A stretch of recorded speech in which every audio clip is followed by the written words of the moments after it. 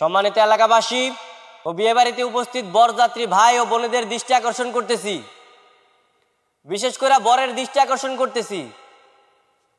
আপনি যে মেয়েটারে বিয়ে করতেছেন মোসাম্মদ রোকেয়া খাতুন, ওর সাথে আমার দীর্ঘদিনের একটা সম্পর্ক ছিল। ও আমার এই সম্পর্ক ক্ষুণ্ণ করে আজকে আপনারা বিয়ে করতে চাইতেছে। আমি এই বিচারটা পুরা গ্রামবাসীর কাছে ও বরযাত্রীর কাছে দিয়ে গেলাম, আপনারা এই বিচারটা করবেন। মিছা কথা। এটা কি কাজ না করলি তুই? এটা কি করলি বাবু?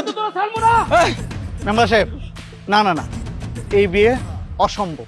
কারণ আপনারা আমাদেরকে ডাইকা নিয়ে অপমান করলেন। কথাটা বুঝেন, কথাটা বোঝার চেষ্টা করেন। শুনেন, ওই ছেলেটা ফাজলামি করছে, আসলে এটা কোনো ব্যাপার না, কোনো কিছু হয় না।